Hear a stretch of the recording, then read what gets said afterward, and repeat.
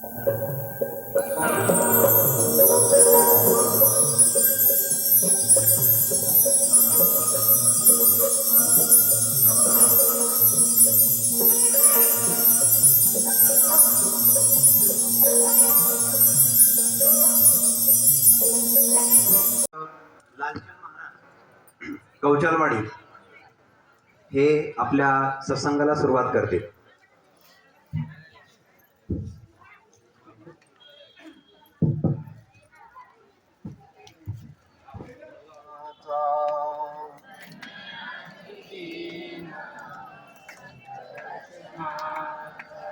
धन्य आज दीना संत दर्शनाचा,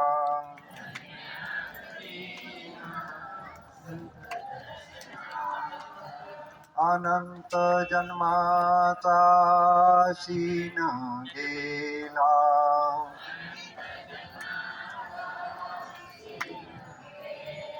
अनंत जन्माचा शीन गेला.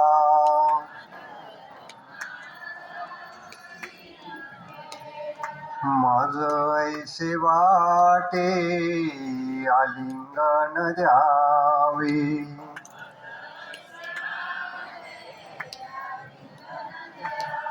माझ ऐसे वाटे आलिंगन द्यावे.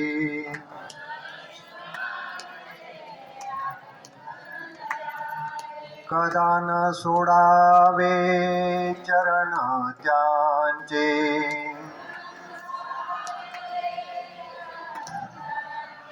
कदा न सोडावे चरण त्यांचे.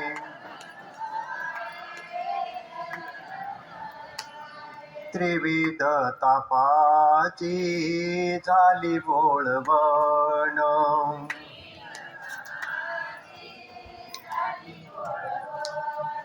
त्रिविध तापाची झाली बोळवण.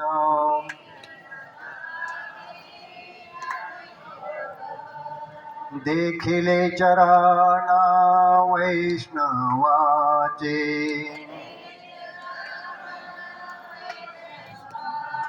देखिले चरण वैष्णवाचे.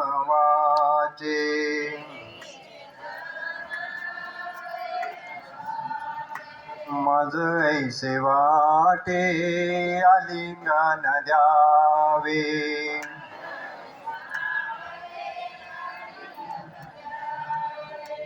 मज ऐसे वाटे आलिंगन द्यावे.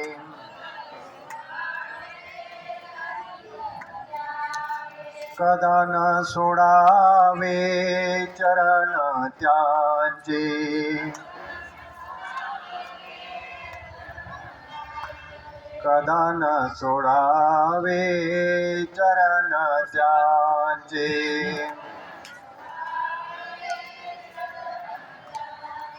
एका जनार्दनी घडू त्यांचा संग.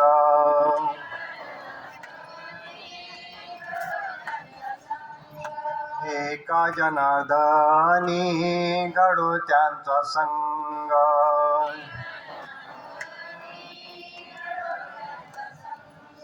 न व्हावा वियोग जन्मोजन्मी.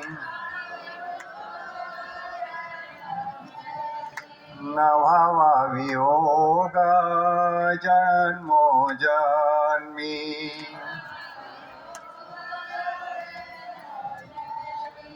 त्रिविध तापाची झाली बोळवण.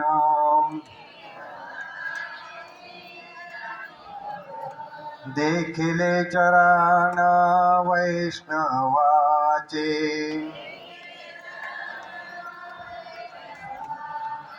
देखिले चरण वैष्णवाचे.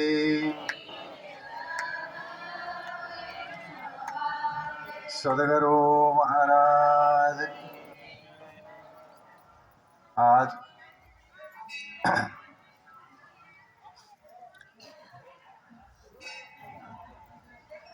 सद्गुरु परमात्मा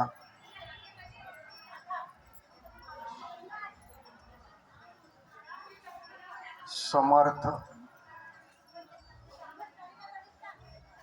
रावजी महाराज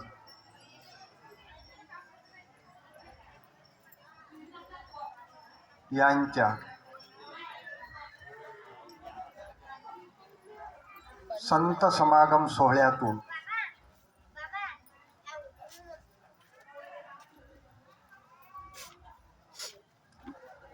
अनंत जन्माच्या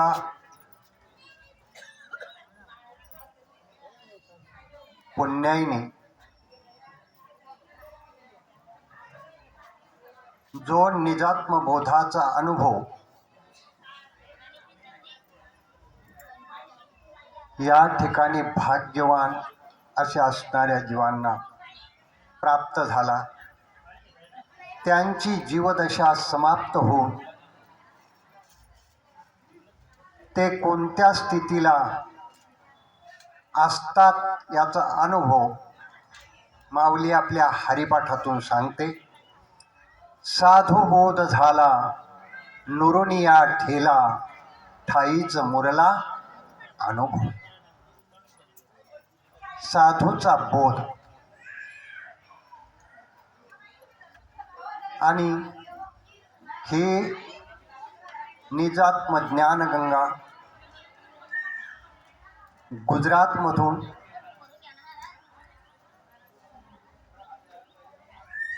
म्हैसाणा जिल्ह्यातून डाभी या गावातून आपणापर्यंत मोहन महाराजच्या कृपेने रावजी बाबांनी आणली. ती मला भाग्याने मिळाली आणि गोविंद महाराजचाही तुमचा बऱ्याच वेळेस प्रसंग आला, परंतु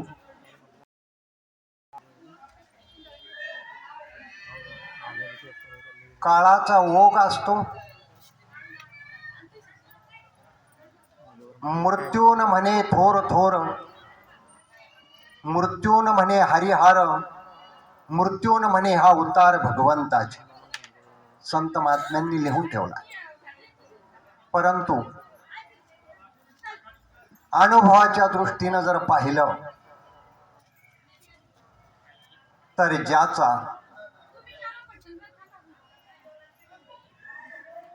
बोधातून जन्म झालेला आहे श्री गुरुच्या कृपेने, तो अयवनीय संभव अवतारी पुरुष आहे, प्रगट झालेला आहे. पुन्हा तो सगुण साकार रूपामध्ये आहे. तत्वतः तो त्रिगुण रहित आहे, म्हणजे त्यांचा देह पंचभूतात्मक नाही. सद्गुरु महाराज आणि सगुण साकार रूपामध्ये संत त्रिगुण रहित पंचभूताचा देह नाही आणि तो सगुण साकार रूप परमात्म्याचं कसं आहे याचा अनुभव संतांनी आपल्याला बोधातून दिला आहे.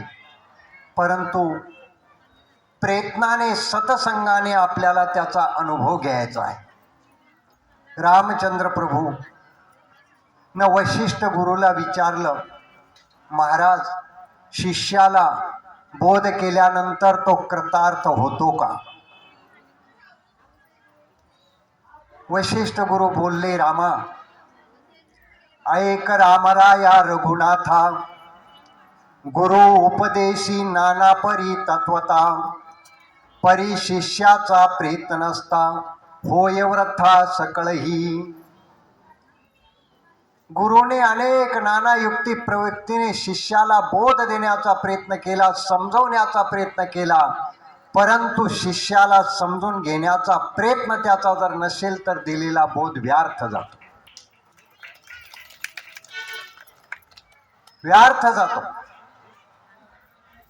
मराठी आपको नहीं समझती होंगी, समझता है? अच्छा ठीक है. तो गुरु ने शिष्य को बोध दे दिया, तो बोध देने के बाद में शिष्य कृतार्थ होता है क्या? तो वशिष्ठ गुरु कहते हैं, प्रभु एक राम राया रघुनाथा, गुरु उपदेशी नाना परी तत्वता, परी शिष्याचा प्रयत्न नसता होय वृथा सकळी। गुरु ने अनेक तरह से उसे युक्ति प्रयुक्ति से बोध समझाने का प्रयत्न किया है, लेकिन शिष्य अगर समझने का प्रयत्न न करे तो उसका बोध व्यर्थ हो जाता है। उसी के लिए वैराग्य संपन्न साधन युक्त होना चाहिए। तो गुरुजी उसको साधन युक्त भी अधिकारी बनाते हैं और अधिकारी बनाने के बाद बोध देते हैं, लेकिन वो समझने का प्रयत्न नहीं करता है। अगर न समझे तो सत्संग में आने का प्रयत्न भी नहीं करता है, कि जिससे संत आने के बाद में, सत्संग में जाने के बाद आपको सत्संग में दिया हुआ बोध का एक एक शब्द अनुभव में लेना होगा। अगर शब्द से आप ज्ञान लोगे तो ज्ञान नहीं हो सकता। तो ये तीन बातें महत्व की है। उदक अग्नि धान्य झाल्या घडे पाक, एका विन एक कामान है। उदक यानी ज्ञान, अग्नि वैराग्य है और भक्ति या धान्य है। तीनों का संयोग होना चाहिए। गुरुजी ने तो ज्ञान दे दिया है, लेकिन ज्ञान लेने के बाद में आपको अहंकार चढ़ जाता है तो ज्ञान व्यर्थ हो जाता है, कोई मतलब नहीं। इसी के लिए उस ज्ञान के अहंकार में मनुष्य डोलते रहता है, लोगों को कहते रहता है। यानी मुंह से ज्ञान कहने वाले बहुत से मिलते हैं, लेकिन चलने वाला मिलता नहीं। सदगुरु, हाँ, चलने वाला मिलता नहीं। तो उस ज्ञान का अहंकार न होना, इसी के लिए गुरु जी ने आपको भक्ति का मार्ग बताया है, भक्ति समझाई है। तो वो भक्ति से दिए हुए ज्ञान का अहंकार नहीं होता। इसी के लिए ज्ञान को भक्ति की जरूरत है, जोड़ की जरूरत है। आज जब भक्ति के कारण से ज्ञान का अहंकार नहीं होता है, लेकिन भक्ति में वासना का वेग रह जाता है।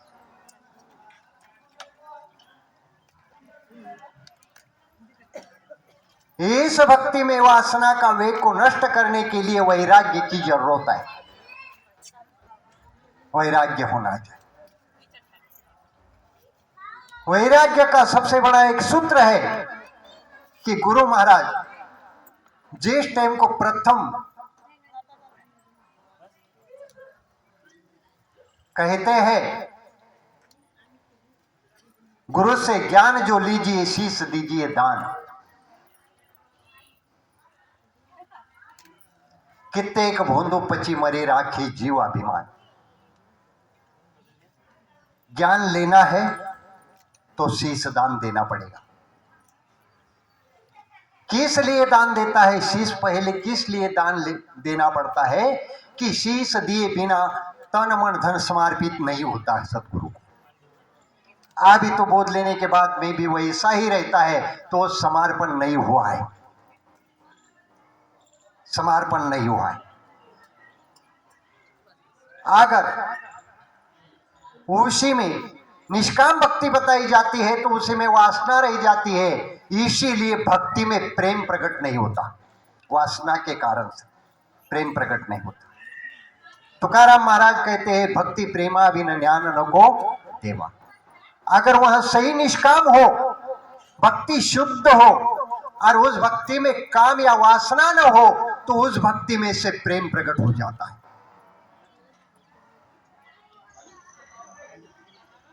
भक्ती प्रेमा बिन ज्ञान नको देवा।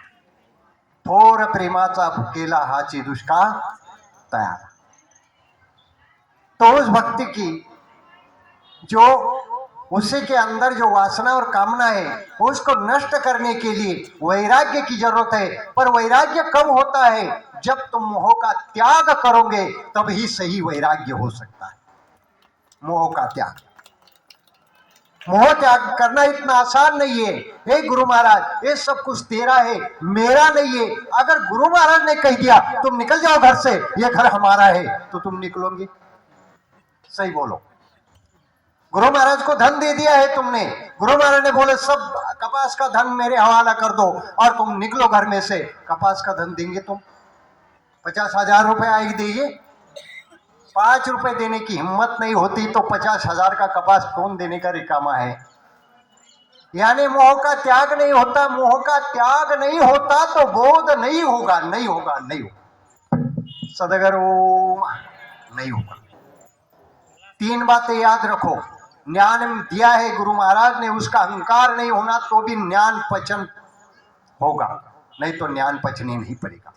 अगर आपको भक्ति प्राप्त हुई है, उस भक्ति में अगर वासना कामना न हो तो तुम्हारे चित्त में भक्ति का उदय होगा और प्रेम प्रकट हो जाएगा, प्रेम प्रकट होगा।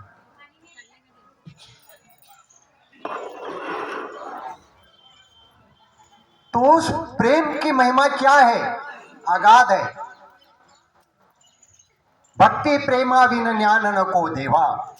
भक्ति प्रेम के बिना मुझे ज्ञान नहीं चाहिए। और जब उसमें कामना और वासना न होगी तब ही तुम वैराग्य का स्थान प्राप्त कर लोगे। वैराग्य यानी मोह का त्याग। जय गुरु महाराज, ये सब कुछ तुम्हारा है, ये मेरा नहीं है। बोलना तो सादा है, बोलना तो सहज है, लेकिन करना बहुत मुश्किल है, बहुत मुश्किल है। कबीर महाराज कहते हैं कहने वाले तो बहुत मिलते हैं लेकिन बहने वाला मिला नहीं है। और इसी की परीक्षा होती है। जब वो परीक्षा में उतरेगा तभी मालूम होता है, बोलने से मालूम होता नहीं। तुम कहोगे, ज्ञान की चर्चा करोगे, भक्ति की चर्चा करोगे, वैराग्य की चर्चा करोगे। हमारे उधर भी कीर्तन में बहुत से लोग कहते हैं संत तुकाराम महाराज तो वैराग्य के मूर्तिमंत पुतले थे। और वैराग्य के मूर्तिमंत पुतले तो तुकाराम महाराज थे, लेकिन हम तो चमड़े के पुतले हैं, तो वैराग्य के पुतले का महिमा नहीं गा सकते। सदगुरु अगर इसे यहाँ पर साल में एक बार पुण्यतिथि को आए हैं तो यहाँ से 50% लोग समाप्त हो गए। मैं देख रहा हूँ 2-3 साल से ऐसी स्थिति है।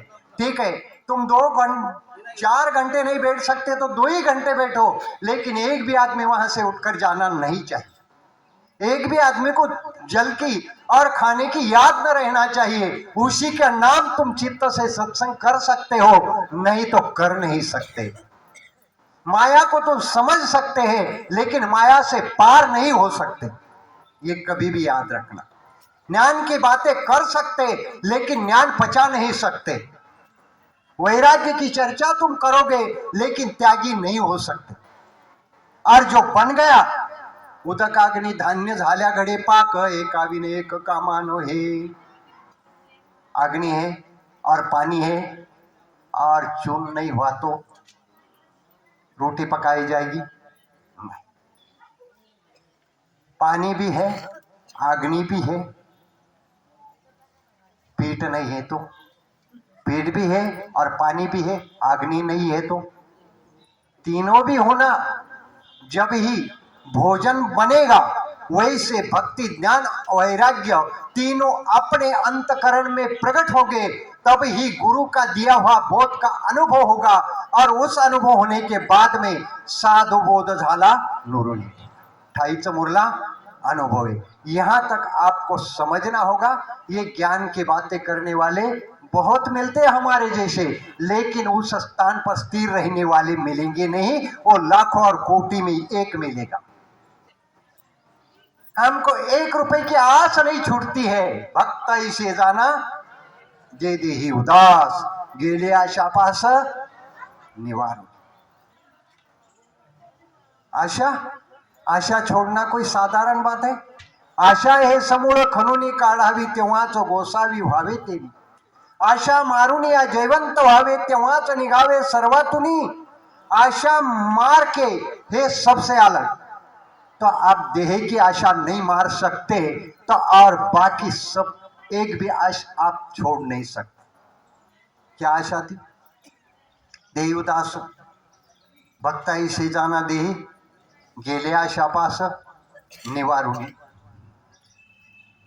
दे दिया, देह की आशा छोड़ दी, चारों भी दे दिया, लेकिन फिर भी जाति की आशा छुटी नहीं है, वर्ण की आशा छुटी नहीं है, आश्रम की आशा छुटी नहीं है, परिवार की आशा छुटी नहीं है, गोत्र की आशा छुटी नहीं है। यहाँ पर माँ है क्या, बाप है क्या, बहन है क्या, नानी है क्या, दादी है क्या, कुछ है वहाँ नहीं है, लेकिन यहाँ तो सब कुछ है। अब वो अंदर से न निकालोगे तो अपने चित्त में भक्ति प्रेम का उदय नहीं होगा। भक्ति वरील चित्ता देगा, वो भक्ति ने अपने चित्त को वर लिया तो चित्त में शांति प्राप्त होगी। आपका चित्त तो जगत के विषयों में घूम रहा है, तो आप परमात्मा के स्वरूप के और आकर्षित कैसे हो? करना मुश्किल है। बोलने वाले तो बहुत ही बोल सकते हैं, मैं भी शाम तक भी बोलता रहूंगा, लेकिन उस स्थिति पर नहीं रहूंगा। क्या फायदा है बोलने से? बोलने से फायदा नहीं। यह तो संतों का अनुभव है।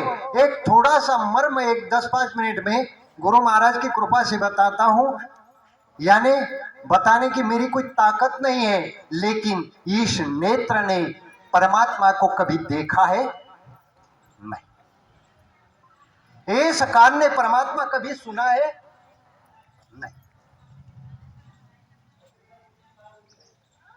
इस त्वचा ने परमात्मा को कभी स्पर्श किया है कि परमात्मा का सुगंध घ्राण से किसने लिया है? परमात्मा को जीभ से किसी ने चाटा है, मीठा है, खारा है, तीखा है? किसने चाट कर देखा है? जीभ से रस लिया है? नहीं। वाणी ने कहा है कि ये परमात्मा, ऐसा कोई वाणी है बोलने वाली? नहीं। मन ने कोई परमात्मा का संकल्प कर सके, ऐसा कोई मन है जगत में? नहीं। बुद्धि उसी का निश्चय करती है, ऐसी कोई बुद्धि है जगत में? नहीं है। अहंकार है कि जो परमात्मा को पकड़ सकता है, हटा सकता है, और विवेक है तो जानता है, लेकिन कौन है बोल नहीं सकता है। लेकिन है कहो तो दिखाई नहीं देता है, दिखाई नहीं देता कहो तो है। इस पर तुकाराम महाराज ने प्रमाण दिया है, देवा है ऐसी वधवा विवानी, नाही ऐसा मनी अनुभवावा। देव है ऐसा जगत को कहना, और नहीं है ऐसा अनुभव में लेना। है और नहीं दोनों को छोड़कर जो अनुभव होता है वह न बोले जाता है, उसके प्रेम की महिमा अगाध है। प्रेम ने सांगता बोलता दाविता, अनुभवी चित्ता चित्त जाने। ऐसा अनुभव लेने का प्रयत्न करना, संतों के चरण में रहना। 4 वेद 6 शास्त्र और 18 पुराण संतों के वचन से प्रकट हुए हैं।